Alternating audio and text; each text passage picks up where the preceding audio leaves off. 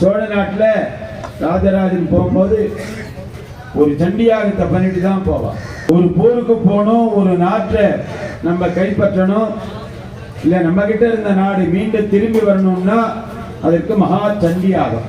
ஒரு சண்டியாகம் 3 கும்பாபிஷேகத்துக்கு சமம் அப்படின்னு சொல்லி கேள்விப்பட்டோம். சண்டியாகத்தினுடைய பலனாகப்பட்டது 3 மடங்கு பலன் தரக்கூடியது கும்பாபிஷேகத்தை விட.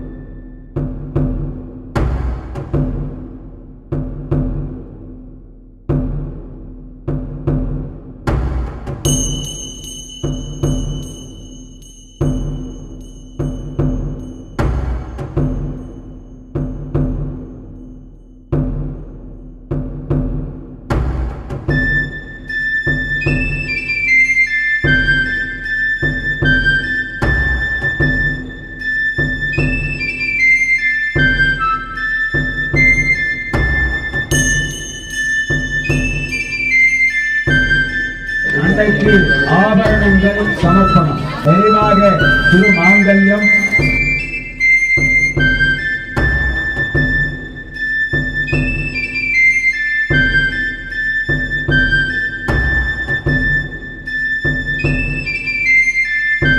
யாகத்திலேயே மிகவும் உயர்ந்த பலம் வாய்ந்த யாகம் மகா சண்டி யாகம்னு பேரு. ஹலோ மக்களே, எல்லாருக்கும் வணக்கம். யாகத்துல எல்லாம் பெரிய யாகம் மகா சண்டி யாகம் அப்படிங்கிறது கேள்விப்பட்டிருக்கோம்.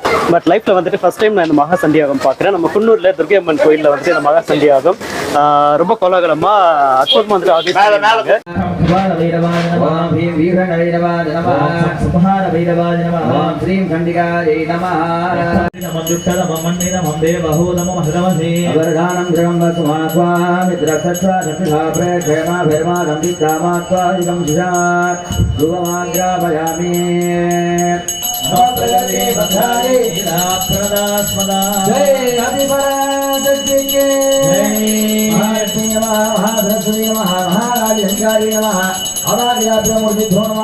ஆனந்த குலாகர கற்பூர நீராஞ்சன ஜோதிஹி சாந்தாரயாமே சகல காரிய ஜயப்ரதே தேவே மகாதேவே சிவாதே சிவதம்மமா பிரகிருதி வத்ராயே நியதா பிரணதாஸ்மதா. திரு KR சந்திரசேகர் ஐயா அவங்க தான் வந்துட்டு இந்த பூஜையை ரொம்ப சிறப்பாக எடுத்து நடத்திட்டு இருக்காங்க. ஒரு போருக்கு போகணும், ஒரு நாட்டை நம்ம கைப்பற்றணும், இல்லை நம்ம கிட்ட இருந்த நாடு மீண்டும் திரும்பி வரணும்னா அதற்கு மகா சண்டியாகம். சோழ நாட்டில் ராஜராஜன் போகும்போது ஒரு சண்டியாகத்தை பண்ணிட்டு தான் போவான். அதனால தான் அவருடைய எல்லைப்பகுதியில் பார்த்தீங்கன்னாக்க எல்லா அம்பாள் தெய்வங்கள் ஆலயங்களாக இருக்கும். மேற்கு எல்லையில் வள்ளம்னு ஒரு ஊர், அதில் பார்த்தீங்கன்னா இதே மாதிரி அம்பாள் ஏகவரி அம்மன் பேர். அதை முதல்ல கும்பிட்டுட்டு தான் அவர் எங்கே போனாலும் காரியம். அடுத்தது அவர் கட்டிய ஆலயத்தில் பார்த்தீங்கன்னா மகாவாராகி. இது எல்லாமே ஆவரண தெய்வங்கள். அதே மாதிரி இந்த ராஜராஜனுடைய கோட்டைக்கு கிழக்கு பகுதியில் பார்த்தீங்கன்னா மகா சண்டி மகா காளி கிழக்கு வாசல்ல.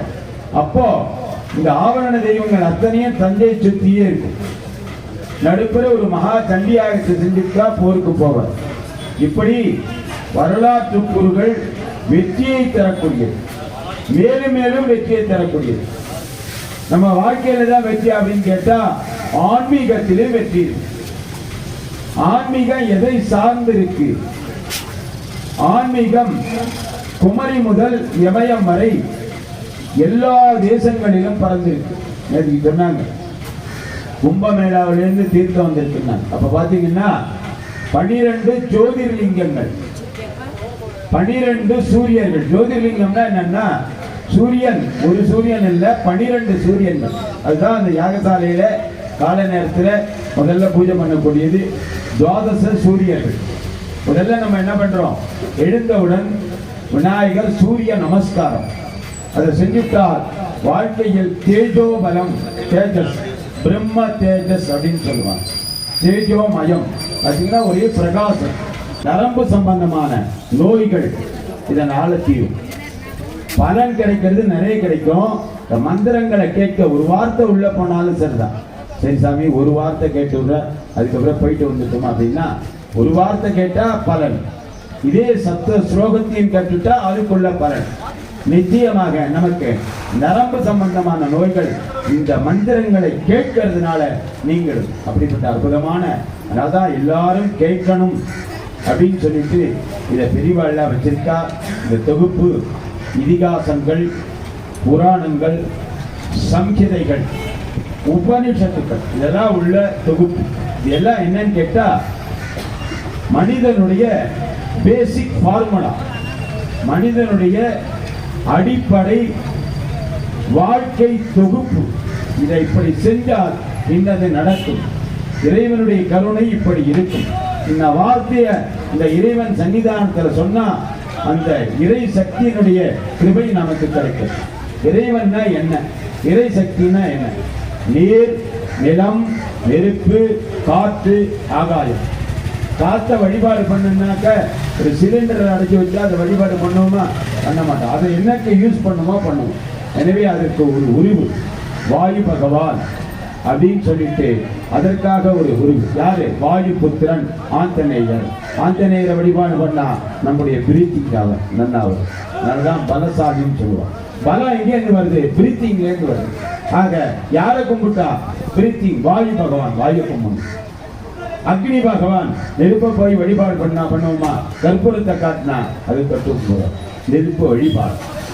தீர்த்த வழிபாடு, கங்கை தீர்த்தம் ஓடுறது. சாதாரணமா மேலேருந்து வரக்கூடிய வாட்டர் பாட்டில் இருக்கிறது கும்பிடுமா? கொண்டு மாட்டோம். கங்கை நதியை பார்க்கிறோம், ஒன்னே தீர்த்த வழிபாடு. நில வழிபாடு, கோலம் போட்டு இந்த பூமியை தொட்டு கும்பிடுவோம். மகாலட்சுமி வந்துடுவா, கோமாதேவி வந்துடுவா. அதனால்தான் பூஜைகள் ஆரம்பிக்கும் பொழுது முதல்ல எந்த அர்ச்சகனும் ஓம் ஆதார சக்தி ஜெய நமஹா. ஆதார சக்தி பூமி, ஆதார சக்தி பூமி. அதனால்தான் ஒரு லிங்கத்தை பார்த்து எல்லாம் கீழே ஆதாரம், பீடம், சக்தி, அதுக்கு மேல சிவன், பிரம்மா விஷ்ணு சிவன். இதுதான் ஆதார. அப்ப பூமி வழிபாடு, உடனே சூரிய வழிபாடு, ஆகாசம், நீர், நிலம், நெருப்பு, காற்று, ஆகாயம். இதுதான் இந்த பூஜைகள்லாம் வச்சிருக்கா. தீர்த்தம் வச்சிருக்கா. இந்த குடத்துல நாடி நரம்புகள் மாதிரி நூல்லாம் சுத்திருக்கா. இந்த குடம் எதனால? இதுலயே சொர்ண குடம், ரஜத குடம். ஒரு பெரிய விசேஷம் இந்த இதுல தங்க குடமும் வெள்ளி குடமும். வெள்ளி தங்கம், தங்கம் வெள்ளி. எப்படி அம்பாள் ரஜதம் அப்படின்னு சொன்னாக்க வெள்ளி, சொர்ணம்னா தங்க குடம். இதனால அந்த உலோகங்கள் உயர்வாயே அதெல்லாம் சொல்றோம்னு சொன்னா எல்லாத்தினுடைய கிராவிட்டி, இரும்புக்கு ஒரு கிராவிட்டி இருக்கு, தங்கத்துக்கு ஒரு கிராவிட்டி இருக்கு, வெள்ளிக்கு ஒரு கிராவிட்டி இருக்கு. இந்த சக்தியை கொண்டு செல்லக்கூடிய, அதில் செலுத்தக்கூடிய வகைகளான மந்திரங்களை சேமிக்கக்கூடிய தன்மை அதற்கு இருக்கும். அதனால இந்த குடங்களில் நூல் சுத்திருக்காங்க. 22,000 நரம்பு மண்டலங்கள் மனிதனுக்கு. அதே போல அந்த நூல் சுத்திருக்கு. மனித உடல் மாதிரி பாவித்து. இதேதான் சிதம்பரத்தில் 72,000 பொன் ஓடுகள் இருக்கு. இதனுடைய தத்துவம் பொன் ஓடு. அதுதான் அது பிரம்ம பாகம். அதுக்கு மேல மாவிளை, மகாலட்சுமி, மகாவிஷ்ணு. அதுக்கு மேல தேங்காய், சிவன். சிவனுக்கு 3 கண், தேங்காய்க்கு 3 கண். ஒரு கும்பத்தை பார்த்தா மூலதே பிரம்ம ரூபாயா, மத்தியதே விஷ்ணு ரூபிணி, அக்கரதே சிவரூபாயா, கும்ப லட்சண எதே நமஹா. ஆக பிரம்மா, விஷ்ணு, ருத்ரன் இப்படி ஆவாகனம் பண்ணி பிரம்மாவனுடைய பத்தினி மகா சரஸ்வதி, விஷ்ணுவனுடைய பத்தினி மகாலட்சுமி, பரமேஸ்வரன் பராசக்தி. இப்படி இந்த தத்துவார்த்தமான பூஜைகள்ல அத்துணை தெய்வங்களும் இருக்கு. சம்பஸ்ர அபிஷேகம் அப்படின்னு சொல்றதுனால எல்லா தெய்வங்களுக்கும் கும்பங்கள் வச்சிருக்கா. எல்லாவற்றிற்கும் பூஜைகள் நடந்திருக்கு. தற்பொழுது அக்னி காரியம் என்று சொல்லக்கூடியது ஆரம்பித்து ஒவ்வொரு அணுவாகமா நடக்கும். ஒவ்வொரு அணுவாகத்திற்கும் ஒரு அம்பாள் இருக்கா.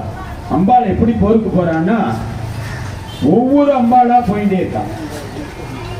ஒரு நட இந்த அம்பாளை காட்சி கொடுக்கிற மகாலட்சுமியா, மகா காளியா, சண்டிகாவா, காதம்பரியா, இப்படி ஒவ்வொரு உருவத்துல போற. அப்படி போகும்போது அந்தந்த பிரார்த்தனைகளை செஞ்சோம்னா அந்தந்த அம்பாளுடைய அனுக்கிரகம் கிடைக்கிறதாக இந்த அனுபவமான மகா சண்டியாகம் நடக்கிறது.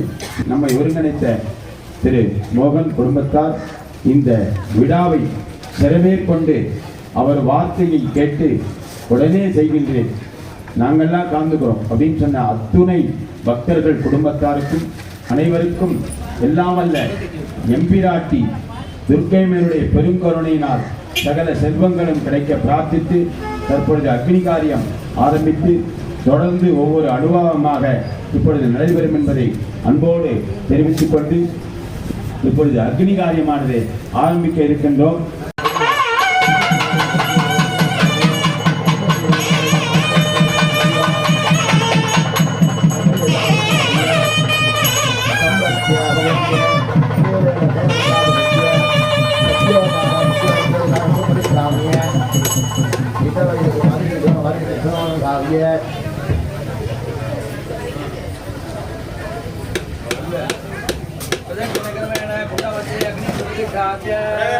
பார்வதி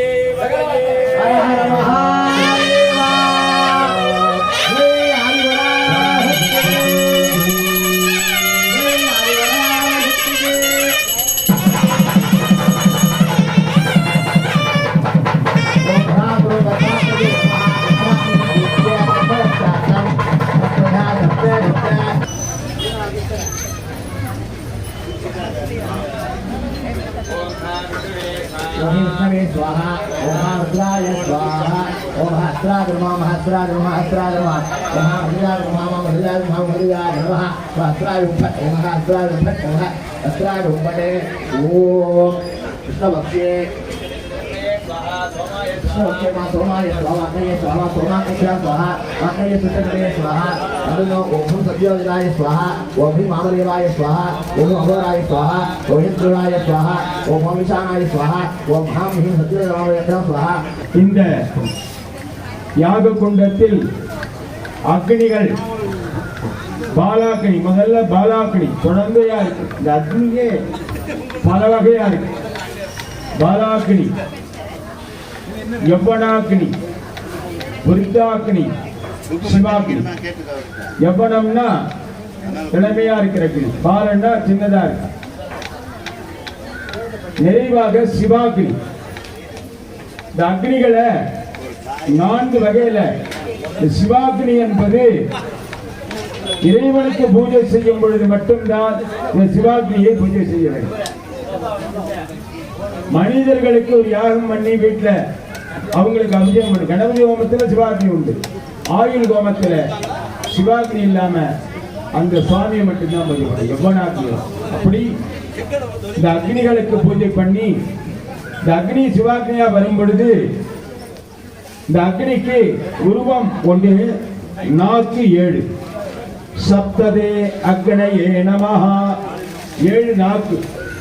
அதனால அக்னி எந்த பக்கத்துல வருது எந்த பக்கத்துல இருக்குன்னு தெரியாது. ஒரு ராஜாவுக்கு சந்தேகம் வருது, சுவாமி எங்க இருக்காருன்னு கேட்கிற. ஒரு தெய்வ குழந்தை பதில் சொல்றது. எப்படி பதில் சொல்றது? ஒரு தீபத்தை காட்டுறது. இந்த தீபத்தினுடைய ஒளி எந்த பக்கம் இருக்குன்னு கேட்கிற. தீப ஒளி எங்க பார்த்தாலும் தான் இருக்கு அப்படிங்கிறான். அதே மாதிரி சுவாமி தீபம் மாதிரி, அதான் அருட்பெரும் ஜோதி, தனிப்பெரும் கருணை, ஜோதி வடிவம் சுவாமி. அதுதான் அக்னிக்கு 7 நாக்குகள். எந்த பக்கத்துல எதை கொடுத்தாலும் அது உள்வாங்கினது. அப்படி அந்த அக்னி முகாந்திரமாக பூஜைகள் செய்து இந்த அக்னியில சுவாமி முதலாவதாக என்ன ரூபத்துல நீ வந்து வாங்க போற அப்படின்னு அக்னியிலே எப்படி கேட்டார். சுவாமியை கும்பத்துல ஆவாகம் பண்றீங்க, குழுந்தல் இருக்கா, அக்னியில ஆவாகம் பண்றீங்களா என்னன்னு. இந்த அக்னியில அவள் இருந்தாலும் அங்க குளிர்ச்சியா இருக்கும். அதுதான் அம்பாளுக்கு ஜுவாலா கேசம்னு பேர். மாரியம்மனுக்கு பாத்தீங்கன்னா பின்னாடி ஜுவாலா போயிட்டே இருக்கும், அக்னி ஜுவாலா.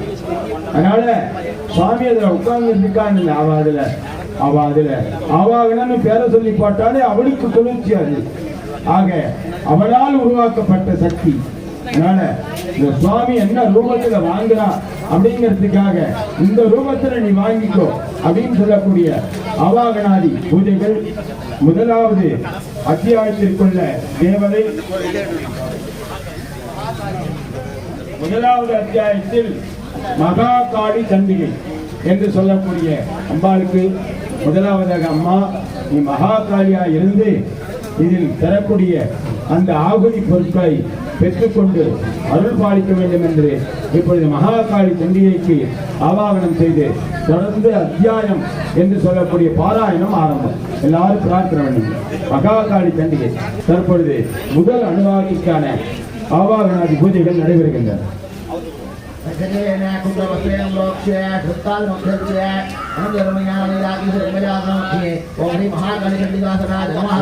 महाकाली नमः।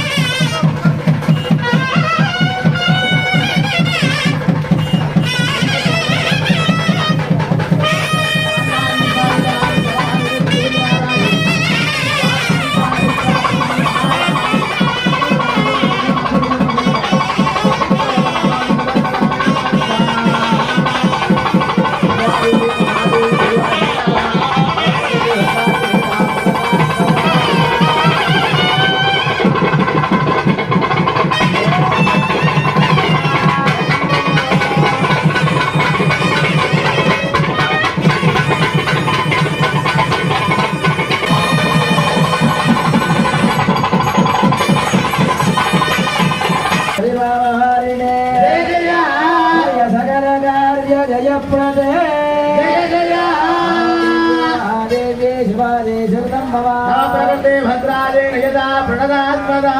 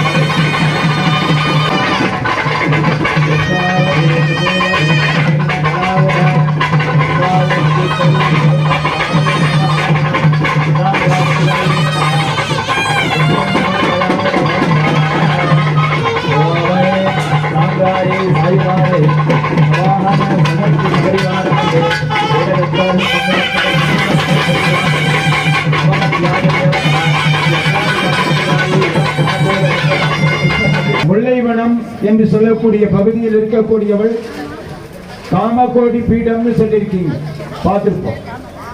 தாயாரினுடைய பெருமையை நமக்கு எடுத்துக்கூடிய மகான் காலடியில் பிறந்த ஆதிசங்கர பகவான் பரமாச்சாரிய சுவாமிகள்.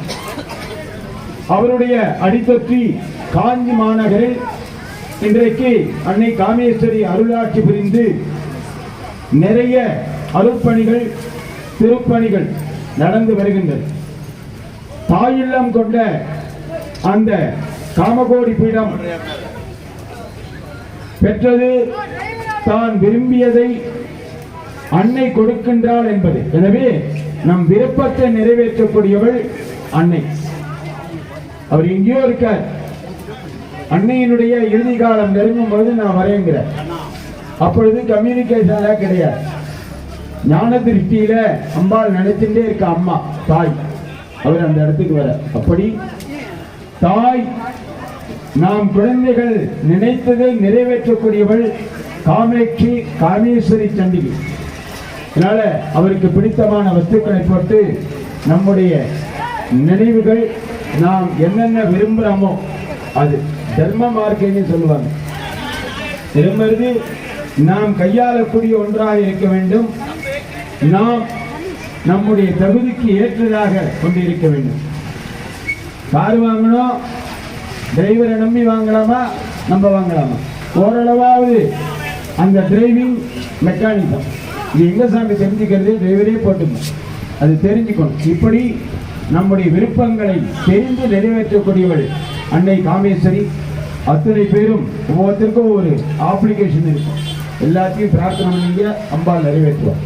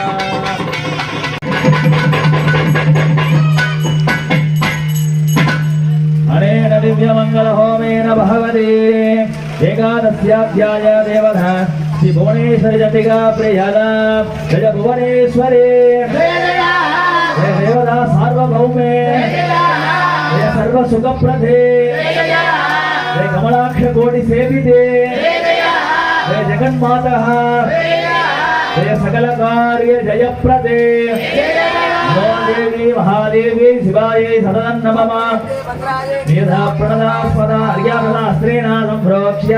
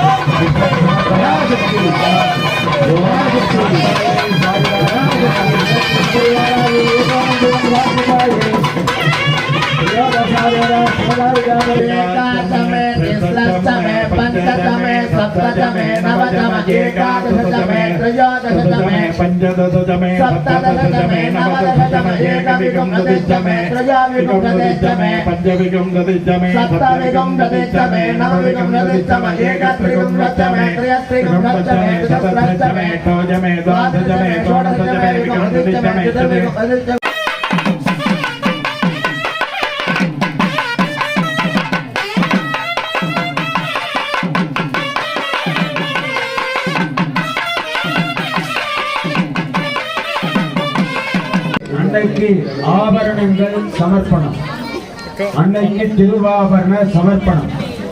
முதலாவதாக பாதத்தில் இருக்கக்கூடிய கொலுசு, மிஞ்சி, கண்ணடக்க, நிறைவாக திருமாங்கல்யம், தொடர்ந்து சுமங்கல வஸ்து என்று சொல்லக்கூடிய வகையில் 2 முறங்கள் வைத்து பட்டுப்புடவை மற்றும் சுமங்கல வஸ்திரங்கள், மஞ்சள் கிழங்கு, மாங்கல்ய சரடு, வளையல், காதோலை, கரிவமணி, கிழங்கு மஞ்சள் என்று சொல்லக்கூடிய அத்தனையும் சமர்ப்பணம் செய்ய இருக்கின்றார்கள்.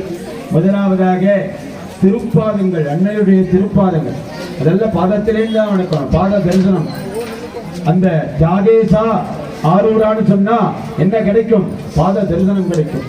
பாதத்தை பார்த்தால் பாவ விமோசனம், கோபுரத்தை பார்த்தால் கோடி புண்ணியம், பாதத்தை பார்த்தால் பாவ விமோசனம். அன்னையினுடைய திருப்பாதங்கள் மூலமாக நம்முடைய தலைமையில் பட்டு இந்த தலையில் இருக்கின்ற பெண்மனுடைய எழுத்து நல்ல எழுத்தாக ஆக வேண்டும் என்று அனைவரும் பிரார்த்தித்து அம்பாளுடைய திருப்பாதங்களை பிரார்த்தித்துக் கொள்ளுங்கள். நம பார்வதேவதையே.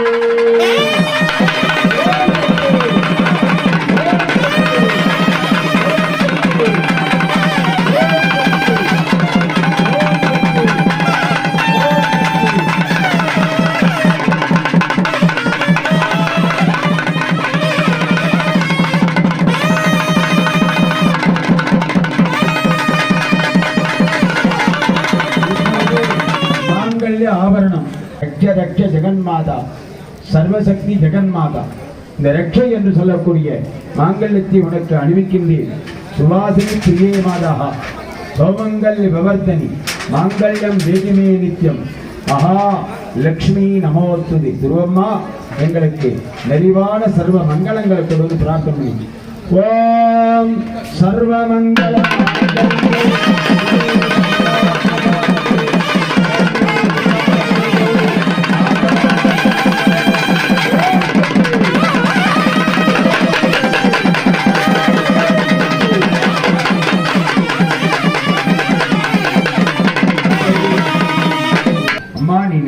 ஏற்றுப்படு. எல்லாரும் பிரார்த்தனை பண்ணுங்க.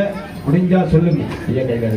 சொல்லுங்க. பூத்தவளே, புவனம் 14 பூத்த வண்ணம் காத்தவளே, கலந்தவளே, கரை கண்டனுக்கு மூத்தவளே, மூவா முகுந்தற்கு இளையவளே, மாத்தவளே, மகா துருவம்மா, உடையன்றி மற்றோ தெய்வம் வந்திப்பதே.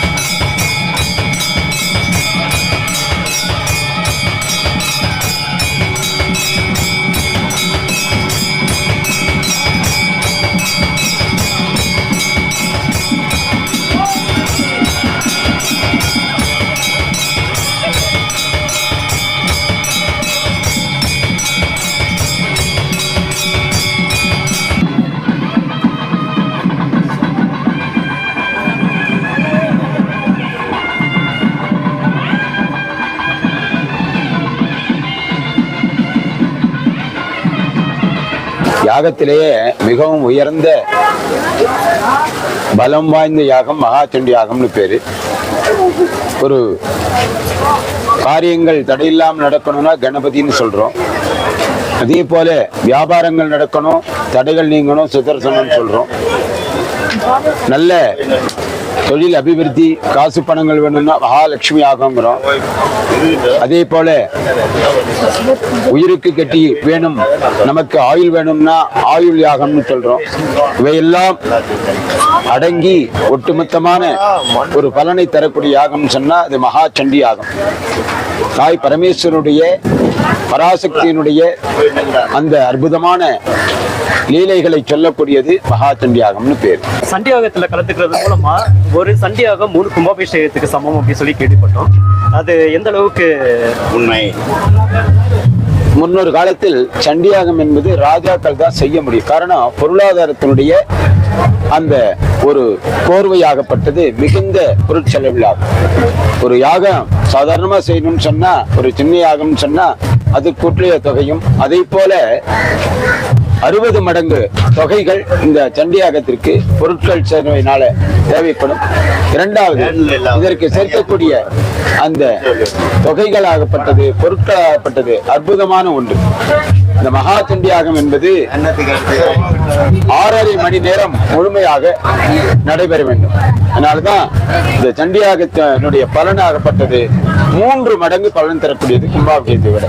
அனைவருக்கும் எல்லாம் வல்ல அன்னை பராசக்தியினுடைய பெருங்கருணையினால் கலையாத கல்வி, குறையாத வயது, கபடு வாராத நட்பு, கன்றாத வளமை, குன்றாத இளமை, கழுப்பணி இல்லாத உடல், சலியாத மனம், அன்பு அகலாத மனை, தவறாத சந்தானம், தாழாத கீர்த்தி, மாறாத வார்த்தை, தடைகள் வராத கொடை, தொலையாத நிதியம், கோணாத போல், ஒரு துன்பமில்லாத சுகமான வாழ்வும் பெறணும்.